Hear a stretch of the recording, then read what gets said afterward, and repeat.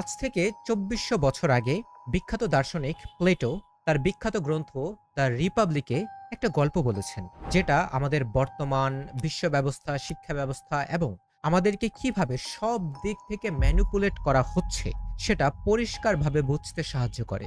গল্পটা হলো মাটির নিচে একটা গুহা। সেই গুহায় জন্মের পর থেকেই কিছু মানুষকে বন্দি করে রাখা হয়েছে, যারা কখনোই পৃথিবীর আলো দেখে নাই। তাদের পা, ঘাড় এবং পুরো শরীর এমনভাবে শেকলে বাঁধা যে তারা নড়তেও পারে না। শুধু সামনে একটা দেয়াল আছে এবং তাদের মাথার উপর দিয়ে একটা রাস্তা, এবং তাদের পেছনে কোনো একটা জায়গায় আগুন জ্বলছে। সেই রাস্তা দিয়ে কিছু মানুষ মাটির তৈরি, পাথরের তৈরি বিভিন্ন জিনিসপত্র, বিভিন্ন মূর্তি নিয়ে যায়, যেই জিনিসগুলোর ছায়া পেছনের আগুনের কারণে সামনের দেয়ালে পড়ে। সেই বন্দি মানুষগুলো সেই ছায়াগুলোই দেখে এবং মনে করে যে এই ছায়াগুলোই সমস্ত পৃথিবী, এবং মাথার উপর দিয়ে যাওয়া মানুষগুলোর শব্দ পেছনের ওয়ালে বাড়ি খেয়ে তাদের কানে যখন আসে, তারা মনে করে এগুলো সেই ছায়াগুলোরই শব্দ। এখন মনে করেন যে একজন বন্দীকে মুক্তি করে দেওয়া হলো এবং সে জীবনের প্রথমবারের মতো পেছনে তাকিয়ে আগুন দেখতে পেল। কি হবে তখন?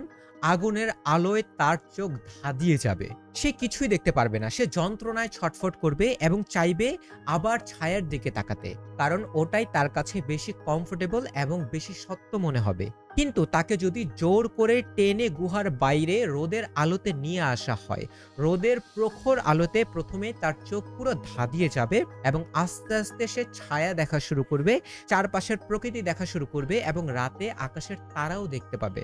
এবার সেই মানুষটাকে যদি আবার গুহার মধ্যে পাঠিয়ে দেওয়া হয়, সে সেই ছায়াগুলোকে কিন্তু আর দুনিয়া মনে করবে না।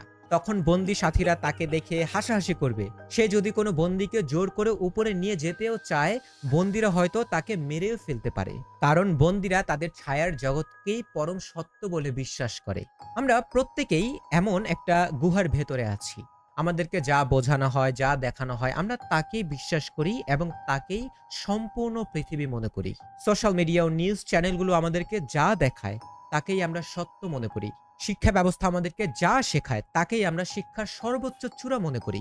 আধুনিক বিশ্ব আমাদেরকে শেখায় যার যত টাকা সে ততই সুখী। তাই আমরা সারা জীবন টাকা ও বিলাসবহুল জীবনের পেছনে ছুটি।